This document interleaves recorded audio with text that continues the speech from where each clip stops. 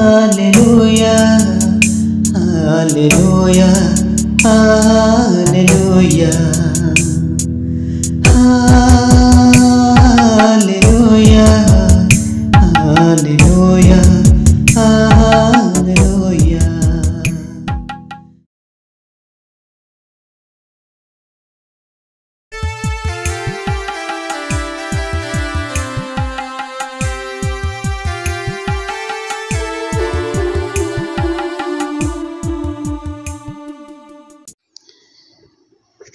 Praise the Lord समस्त को जय मसी। मोर प्रिय बंधुगण, जगतर बंधु बा मित्र आम को सब बेले धोखा दे था, किंतु जीशु कहले मु तुम मानकर बंधु। आउ जगतर बंधु किए?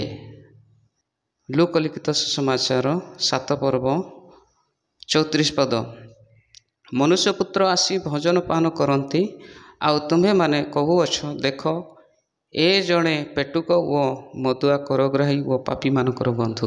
हाँ, जीशु को फारसी माने साधुकी माने कही से जड़े पेटुक आउ पापी मानक मध्य रोचंती आउ से पापी मानकर बंधु अटंती। जीशु जे स्वयं पापीर बंधु अटंती किंतु पापर नुह। आउ से निजे कहती जॉन लिखित सुसमाचार रे आमने पाई परिबा 15 पर्व तार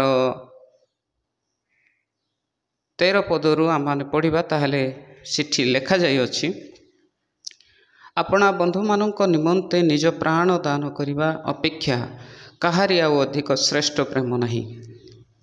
मु तुम मानक जो आज्ञा देउछि ताहा जदि पालन कर तेबे तुम्हें माने मोर बंधु। जीशु निजे कहले कि तुम्हें परस्पर को प्रेम कर, आउ जे परस्पर को प्रेम करती से मोर बंधु। अर्थात जीशु जो आज्ञा दे अछंती से आज्ञा जो माने पालन करती तांको जीशु निजे कहले तुम्हें मोर बंधु। आउ से तलू आउरी कहउछंती मु तुम मानकु आउ दास बोली कहू नाही, कारण कर्ता कौन करती दास ताहा जाने नहीं, किंतु मु तुम मानकु बंधु बोली कही अछि, कारण मु मोहर पितांक ठारू जहा जहा शुणी अछि सही सब तुम मानकु जणाउ अछि। जेमती बंधु कौन करे, जहाँ भी किछि करे से निजर बंधु को प्रकाश करथांती। ठीक सेमती जीशु एठी कहती कि जे मोर आज्ञा पालन करती से प्रकृत बंधु अटंती। से इवेन एमिति भी कहले जे ईश्वरंकर आज्ञा पालन करती तांको से बंधु कहती। जेमती याकूब पत्र जदि आम माने जिबा तार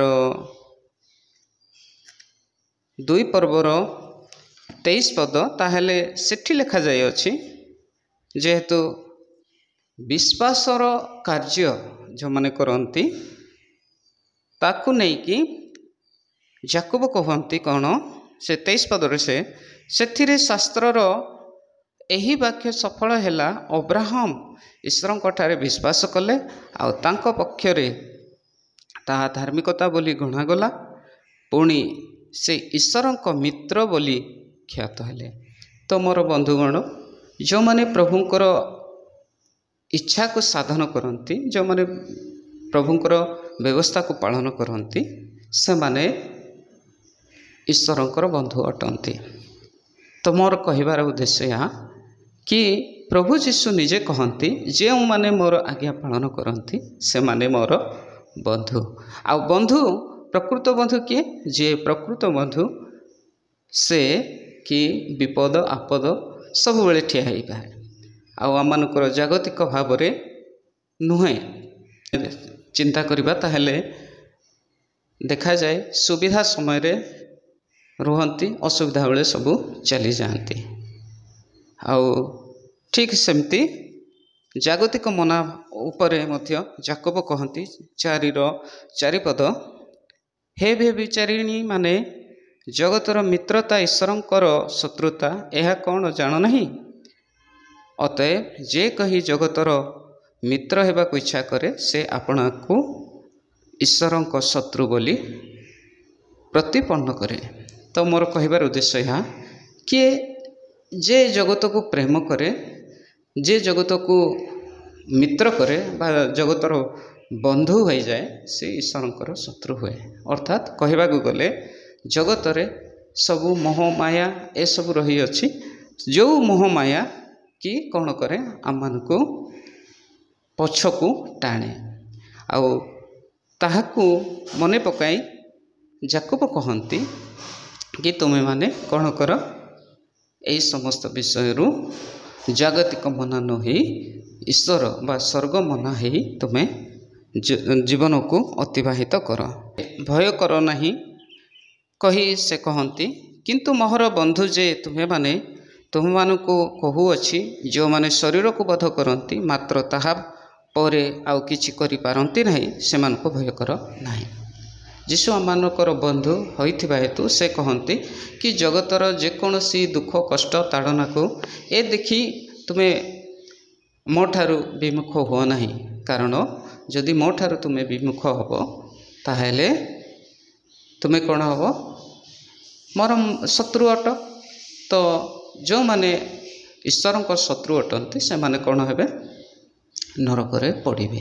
ଆଉ ଯୀଶୁ କହନ୍ତି ଏଠି କି ତୁମେମାନେ ଯଦି ମୋର ବନ୍ଧୁ ହେବାକୁ ଚାହୁଁଛ ତାହେଲେ କ'ଣ ହେବ, ତୁମକୁ ଶତ୍ରୁମାନେ କ'ଣ କରିବେ, ଯେଉଁମାନେ ଜଗତିକ ମାନେ ସେମାନେ ତୁମକୁ କଷ୍ଟ ଦେବେ।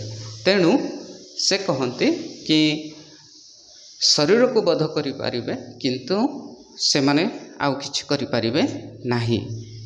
ତେଣୁ ତୁମେମାନେ ଭୟ କର ନାହିଁ, କାରଣ ମୁଁ ଜଗତକୁ ଜୟ କରିଅଛି, ମୃତ୍ୟୁକୁ ଜୟ କରିଅଛି। ତେଣୁ ତୁମେମାନେ କ'ଣ କର ନାହିଁ, ଭୟ କର ନାହିଁ। ତ ମୋର ପ୍ରିୟ ବନ୍ଧୁଗଣ, ଯୀଶୁ ଯେମିତି ତାଙ୍କର ଏହି ଜଗତରେ ଥିବା ସମୟରେ ତାଙ୍କର ମିତ୍ର ଲାଜାର ଥିଲେ, ସେ ମରିଯାଇଥିଲେ, କିନ୍ତୁ ସେ କହନ୍ତି 11:11 ମୋର ମିତ୍ର କିଏ, ଲାଜାର ସେ ଶୋଇପଡ଼ିଛନ୍ତି ବା ନିଦ୍ରା ଯାଇ ଅଛନ୍ତି ବୋଲି କହୁଥିଲେ। ତ ମୋର କହିବାର ଉଦ୍ଦେଶ୍ୟ ଏହା କି ଯେଉଁମାନେ ଯୀଶୁଙ୍କର ମିତ୍ର ହୁଅନ୍ତି, ବନ୍ଧୁ ହୁଅନ୍ତି, ସେମାନେ ତାଙ୍କର ଆଜ୍ଞା ପାଳନ କରନ୍ତି। ଆଉ ଆଜ୍ଞା ପାଳନ କଲେ ତାଙ୍କ ପାଇଁ ଆଶୀର୍ବାଦ ରହିଅଛି।